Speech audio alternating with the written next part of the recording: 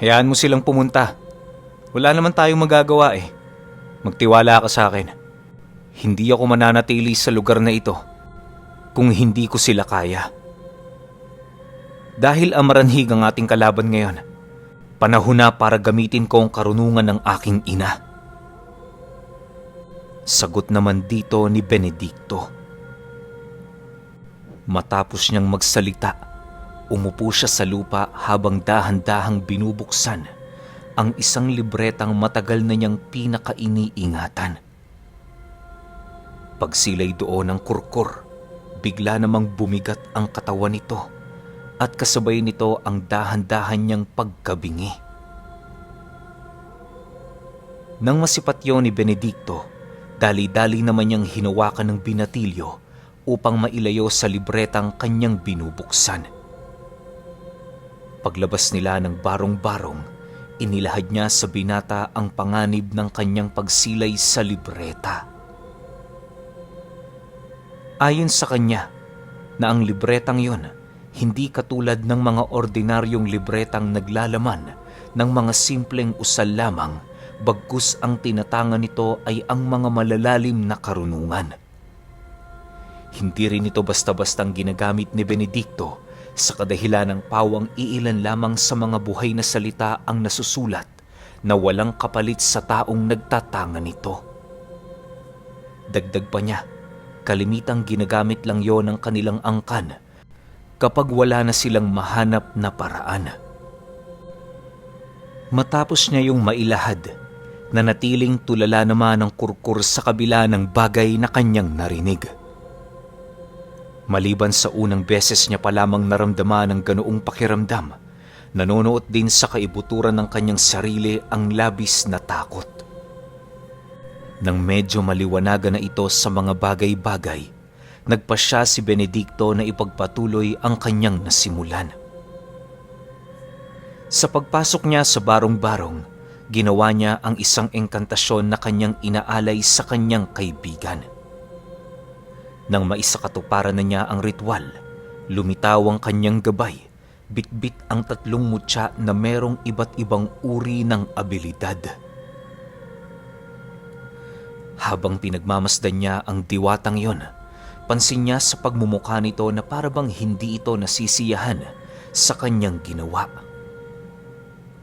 Sa paglapit nito sa kanya, bigla niyang nasipat ang kamay nitong naging patalim na mabilisang tumarak sa kanyang bisig. Kung ito talaga ang nais mo, Benedicto, wala akong pagpipilian. Tandaan mo, anuman ang iuutos mo, susundin ko ito. Sa ngayon, pinili mong magtangan ng 3 buhay na mutya sa loob ng 1 araw. Kapalit niyan ay 20 taon mong buhay. Hindi mo ba pinag-iisipan ang sugal na iyong ginawa? Tanong ng kanyang gabay habang ipinapasok sa kanyang bisig ang iba't ibang uri ng mutya. Matapos nitong maisarado ang sugat, tumitig ito sa kanya na parabang naaawa. Hindi naman yun pinansin ni Benedicto, gawa ng alam niya kung ano ang sakripisyong kanyang ginagawa. Bagaman ayaw niya itong gawin, nasisiguro niyang yun na lamang ang nag-iisang paraan upang magawa niyang mailigtas ang kurkur na halos itinuring na niyang kapatid. Sa pag-aasam kasi niyang wala nang mamamatay sa kanyang mga kaibigan, kung kaya't hindi niya maiwasang magsakripisyo. Nang maisakatuparan na niya ang kanyang nais, dali-dali naman niyang itinago ang libreta. Matapos niyang gawin ito, muli siyang nagpasalamat sa Diyos at sa kanyang ina dahil sa pagpapahiram nito ng karunungan upang mailigtas ang mga nilalang na dapat niyang protektahan. Sa paglabas niya ng barong-barong, napansin niyang unti-unti nang binabalot ng dilim ang buong paligid. Pagsilay niya sa kurkur, nadatnan niya yung nagmamasid na parabang merong malalim na iniisip. Nang makalapit na siya sa kinaroroonan nito, mariin niyang inilahad sa binatilyo na wala siyang dapat ipag-alala. Sa pagtalikod ng araw sa kalupaan, doon na nga nila narinig ang dahan-dahang pagpaparamdam ng mga nilalang. Sa bawat yapak na kanilang nararamdaman sa paligid, nangingibabaw sa kanilang mga katawan ng kaba at pagkabahala. Inaasahan nila Benedicto na hindi bababa sa 8 ang nilalang na yon dahil sa dami ng mga yapak na kanilang naririnig. Ilang minuto pa ang lumipas, umatungal ang isang aso sa tahanan ng matanda na kanilang pinaslang. Hudyat yon na naroon na ang mga amaranhig sapagkat wala namang naliligaw na aso sa lugar. Dahil sa pangyayari, minabuti na nilang maghanda para sa nalalapit nilang pagtutuos. Habang nakakubli ang kanilang presensya sa mga amaranhig, katakatakot naman na dasalang kanilang ginagawa. Ang kurkur noon, inuumpisahan na ang ritual ng kanilang angkan sa paghaharap kay kamatayan. Idinaan niya yon sa pagsayaw at pagdarasal habang umuukit ng mga simbolo sa kanyang katawan, gamit-gamit ang lupa na nasa paligid. Bago sumapit ang 6:00 ng gabi, doon na sila na alarma nang marinig nila ang pag-uusap ng mga maranhig. Kung hindi sila nagkakamali, hinahanap na sila nito na parabang natunugan na nga ng mga nilalang na sila'y nasa paligid. Nang wala na silang pagpipilian, agad naman silang tumungo sa bahay ng ermetanyong kanilang pinaslang upang kaharapin ng mga nilalang. Hindi sila maaaring lumayo sa lugar, gawa ng kapag nagkataong mapalayo sila doon, maaaring hindi nila makita ang gagawin ng mga kasama nito sa puno ng akasya. Sa pagbagtas nila ng masukal na daan, bumungad sa kanila ang 11 maranhig na nakapatira pa sa harapan ng puno ng akasya. Nagdarasal ang mga ito habang nakataas ang kanilang mga kamay. Pag-amoy ng isang amaranhig sa baho nilang dalawa, bigla naman yung tumayo at dahan-dahang humarap sa kanila. Matapos ang pangyayaring yon, agad namang tumayo ang iba pa nitong mga kasama para sila'y kumprontahin. Sa isang iglap, napaikutan sila nito ng walang kahirap-hirap. Habang nakikiramdam sila Benedicto, wala silang ibang nasisipat sa paligid kundi ang mga nilalang na nag-aangil. Lahat sila ay nakikiramdam sa kung sino ang mauunang magsagawa ng pag-atake. Ilang minuto pa ang lumipas, bigla namang sumunggab ang isang amaranhig na siya namang buong lakas niyang sinalag. Wala siyang pinahintulutan sa mga ito na makalapit sa binata, gawa ng kitang-kita niya sa kurkur ang labis nitong pag-aalangan. Inaasahan na niyang hindi ito magtatagal sa labanan dahil sa kawalan nito ng lakas ng loob para harapin ng mga aswang na mas mataas ng dihamak sa kanyang angkan. Sa pagpapatuloy ng ganoong kaganapan, wala nang nagawa si Benedicto kundi itaboy ang binatilyo. Hindi naman gaanong nakakaatake ang mga amaranhig sa kadahilanang natatakot din ang mga ito sa hawak niyang sibat ni Ahum. Maya-maya pa, narating na nga nila ang dingding ng bahay ng ermetanyo kung saan doon na niya naisipan na magpakalat ng mga usal sa paligid. Inihipa niya din ng mga pamako ang kanyang kamay upang mabilisan niyang mapabagsak ang mga nilalang sa oras na tamaan yon ng kanyang pagsapak. Nang makalikom na si Benedicto ng kanyang lakas, walang habas naman niya yung sinugod gamit-gamit ang kanyang espiritual na sibat. Dahil sa kanyang ginawa, kung kaya't napilitan ang mga amaranhig na umatras. "Pumasok ka na sa bahay! Bilisan mo!" Sigaw ni Benedicto pagtaboy niya sa mga nilalang. Matapos niya yung gawin, kitang-kita niya ang pagtungo ng mga amaranhig sa puno ng akasya na parabang hinihintay nito ang kanyang paglapit. Habang naglalakad ng dahan-dahan noon si Benedicto, rinig na rinig ng mga nilalang ang kanyang pag-angil. Kung gayon, pinili mong mamatay sa aming mga kamay. Tama yung ginawa mo. Dadaan muna kami sa iyong bangkay bago namin hatulan ng tampalasang traidor sa aming pangkat. Wika ng isang amaranhig. Napakatapang magsalita ng nilalang na yon na parabang wala itong kaide-ideya kung ano ang tinatangan ni Benedicto. Nang marinig niya ang sinabi nito, ngumisi naman siya habang binubulungan ng mga baon niyang mutya sa katawan. Sa isang iglap, bigla namang natigilan ang mga amaranhig nang masipat nito ang paglaho ng kanyang wangis. Kahit saan mang direksyon lumingo ng nilalang na yon, hindi siya nito kayang masilayan.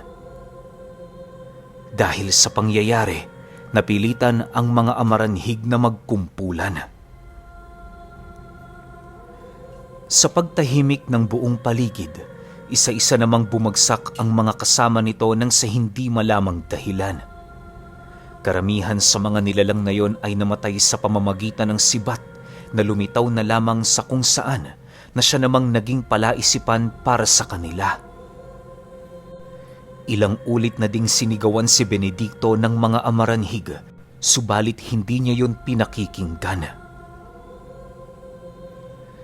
Dahil sa pangyayaring yon, mabilis na bumaba ang bilang ng mga nilalang na ipinadala ng matandang karibal ng kanyang ina. Wala yung nagawa kundi ang mamatay sa kanyang sibat dahil sa hindi naman ito nakikita ang kanyang eksaktong kinaroroonan. Ilang minuto pa ang lumipas, nag-iisang amaranhig na lamang ang natira. Nang mapagtanto ni Benedicto na kayang-kaya na niya yung paglaruan, lumitaw siya sa harapan nito sa pamamagitan ng isang lagusan. Kaya lang naman niya na isakatuparan ang ganoong abilidad dahil sa mutyang ipinahiram sa kanya ng kanyang gabay. Bagaman malaking taon ang nawala sa kanya, masaya naman siya kahit papaano sa kadahilanang nagawa niyang mailigtas ang binatang kurkur.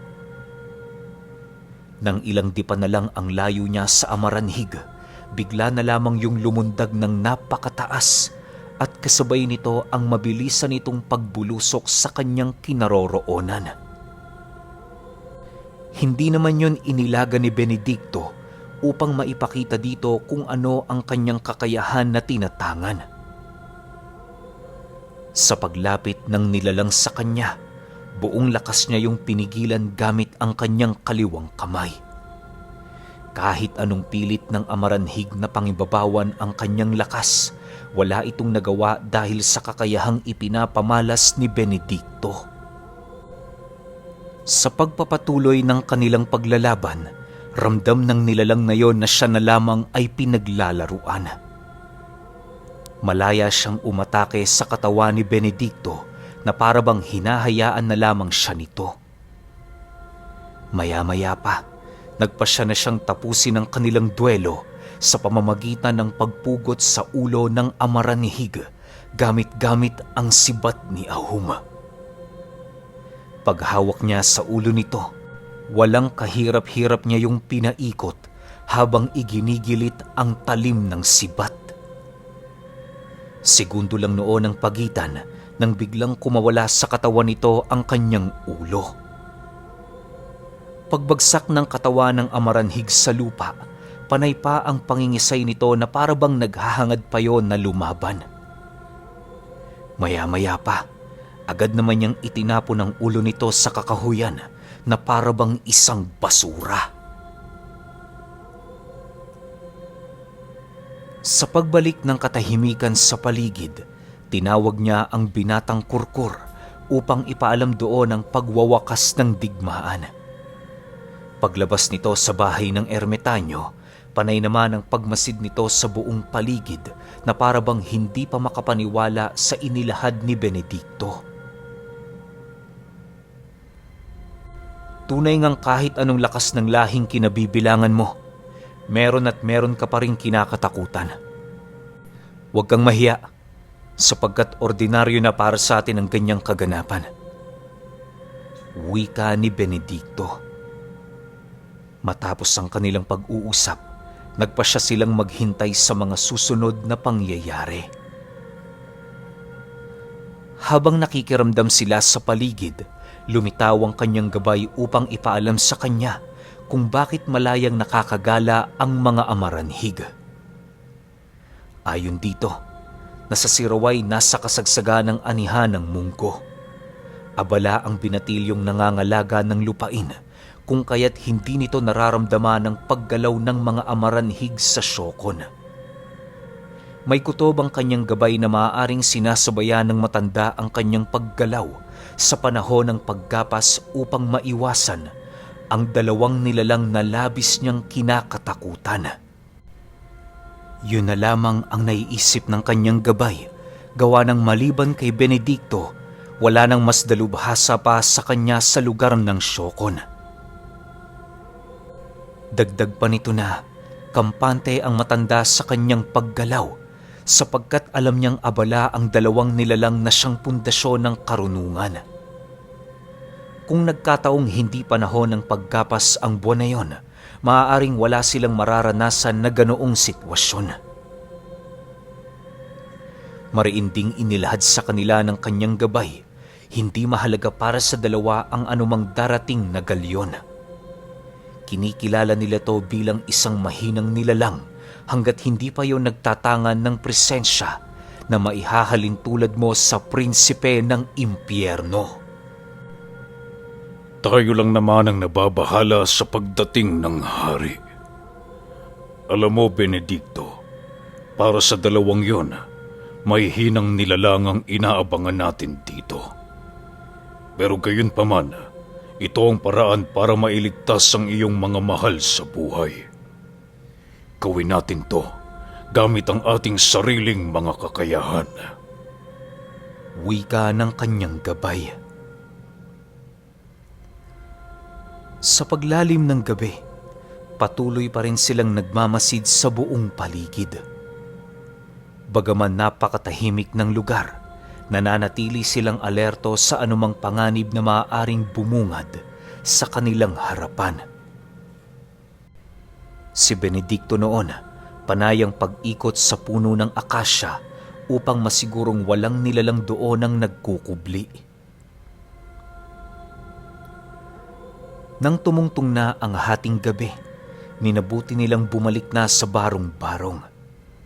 Alam nilang hindi na magpapakita ang hari sapagkat sumapit na ang sumunod na araw. Habang nagpapahinga silang dalawa, ramdam nila ang napakalamig na simoy ng hangin. Sanay na din silang matulog ng magkatabi dahil sa ilang araw na din nila yung ginagawa. Sa pagpatak ng 3:00 ng umaga, nagising naman silang dalawa nang makarinig sila ng mga panauhin na nag-uusap di kalayuan sa kanilang pinagpapahingahan. Panayang pagtatawanan ng mga ito na parabang kadarating lang nito sa lugar. Upang masagutan ang kanilang hinala, nagpasya silang lumabas para hanapin ang mga naligaw na tao. Pagdating nila sa abandonadong bahay ng ermitanyo, nasipat nila ang pangkat ng mga rebelde na nagpapakulo ng tubig. Dahil sa malapad ang parte ng lugar na yon, kung kaya't madali sila nitong nakita. Pagtitigan nila, agad namang tumayo ang mga rebelde at kasabay nito ang pagtutok nila ng kanilang mga armas sa dalawa. Dahil sa pangyayari, minabuti muna nila Benedicto na hindi magsalita upang hintayin ang pinuno ng mga ito na sila'y kausapin. Pagsipat nila sa isang makisig na lalaking nagkakape, agad naman nilang napagtanto na maaaring yon ang pinuno ng nasabing pangkat. Para hindi na sila magkandaabot, minabuti niyang kausapin ng mga ito sa abot ng kanyang makakaya. Inilahad din niya ditong wala silang pakialam sa kung anuman ang kanilang gagawin sa lugar, gawa ng hindi na ito sakop ng kani-kanilang mga responsibilidad. Nang marinig ito ng mga rebelde, mariin itong tinanggihan ang kanilang mga paliwanag. Sa pagpapatuloy ng pagsasalita ni Benedicto, mas lalo lamang sa kanilang nagalit ang grupo. Pinapalayas na sila nito pero nagmatigas pa rin ang dalawa, gawa ng ang lugar na yon ang kanilang pakay sa gubat. Hindi nila ito maaaring ipaubaya sa mga rebelde para lamang makaiwas sa gulo. Nang hindi na niya maatim ang pagmamaliit sa kanila ng grupo nito, minabuti niyang titigan niyo ng seryoso habang nagwiwika ng, "Huwag niyo akong sisisihin kung ano man ang mangyari sa inyo rito. Sinasabi ko sa inyo, umalis na kayo. Hindi niyo gugustuhin makita ang anumang kaya naming gawin." Nang marinig ng mga rebelde ang kanyang babala, panay naman ang ginawa nitong pagtatawanan na para bang isang malaking biro ang kanyang sinabi. Bagaman nandidilim na ang kanyang paningin sa grupong yon, minabuti niya pa ring habaan ang kanyang pasensya. Pagsilay niya sa binata, kitang-kita niya yon na nanginginig na ang buong katawan na para bang hindi na ito makapagtimpi ukol sa sinasabi ng kanilang mga kausap. Maliban kasi sa purong pang-iinsulto ang sinasabi nito sa kanila, para bang pinaparamdam ng pinuno ng rebeldeng yon na wala silang magagawa upang mapaalis ito sa lugar. Ilang minuto pa ang lumipas, nagpatuloy pa rin ang ganoong pangyayari. Sa puntong yon, nasagad na ang pasensya ni Benedicto, kaya na may dahan-dahan na niyang nilapitan ng binata habang binubulungan ito ng, "Nagmasid ka lang kanina, hindi ba? Ngayon panahon mo na para maibuhos ang lahat ng iyong galit."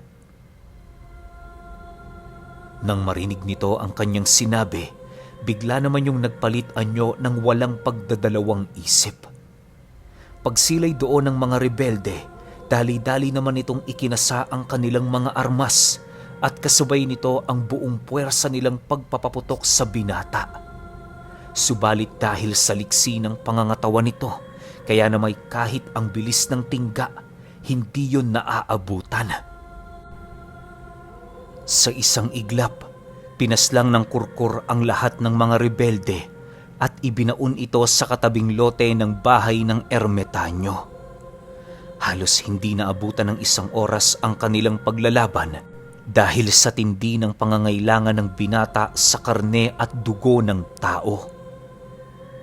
Hindi naman pinigilan ni Benedicto ang kurkur na kainin ang mga rebeldeng yon, gawa ng para sa kanya salot yon ng lipunan. Ilang minuto pa ang lumipas, lumapit yun sa kanya na balot ng dugo ang buong katawan. Hawak-hawak nito ang pinuno ng mga rebelde na panay naman ng pagpupumiglas para tumakas. Subalit kahit anong gawin nito, hindi yun binibitawan ng binatilyo. "Anong gagawin mo dyan?" tanong ni Benedicto. "Para matulungan kita, kinakailangan ko siyang gawing unlaon. Papayagan mo ba ako sa naisip kong ito?" Seryosong sagot naman ng kurkur. Nang marinig niya ang sinabi nito, wala na siyang nagawa kundi ang sumang-ayon. Ramdam niya ang pagmamalabis ng kurkur na tumulong sa kanya, kaya na may hindi hadlang o kasalanan ang pagpatay ng isang taong kinikilalang salot sa komunidad. Nang makuha na nito ang kanyang basbas, Dali-dali naman yung tumuwad habang dinudukot sa kanyang ari ang isang batong animoy tumigas sa pinakagitna nito. Pagdukot niya sa batong yon, agad naman niyang binitawan ang katawan ng rebelde habang patuloy na nag-uusal. Pagramdam niyang handa na ang katawan nito, mabilis na naman niyang pinalunok ang bertud ng walang pagdadalawang isip. Para sa mga hindi nakakaalam, dalawang paraan ang ginagawa ng mga kurkur para makakuha ng kanilang alaga. Isa dito ay ang paghahanap sa pamilya ng unlaon at ang isa naman ay ang sapilitang pagpapalunok ng kanyang itinatagong bertud. Alam niyo ba, sa buong buhay ng kurkur, iisa lamang ang nagagawa nitong bertud na maaari niyang ipasa sa taong natipuhan niya. Kapag naikalas sa kanyang katawan ng bertud na yon, wala na siyang magagawa para yon ay maibalik. Kaya lang naman parati silang naghahanap ng pamilya ng mga unlaon sa kadahilanang ang bertud na nakakonekta sa kanilang katawan ay magdudugtong sa buhay nila at sa taong sapilitan nilang ginawang alaga. Kapag namatay ang unlaong napapabilang sa lahi nito, wala yung epekto para sa mga kurkur. Subalit kapag namatay ang unlaon na pinasahan niya ng bertud, sasabay siya dito sa hukay. Ang ganoong proseso ng pagkukuha ng alaga ay sumpa para sa kanila, gawa ng habang buhay na nilang aalagaan ang nilalang na yon. Ibubuhos niya doon ang kanyang atensyon upang masigurong ang katawang tao ng unlaon ay walang iniindang karamdaman. Kinakailangan ding binata pa ang kanilang makukuhang katawan upang hindi ito madaling manghina. Kung iisipin, para na nilang asawa ang kanilang alipin, gawa ng palagi nila yung bibigyan ng pansin. Matapos nitong maipalunok ang kanyang bertud, dali-dali naman yung lumapit kay Benedicto habang nananatiling walang imik. Sa pagpapatuloy ng kanilang pagtitinginan, hindi rin siya nakapagsalita dahil sa pagkagulat na ginawa ng binata.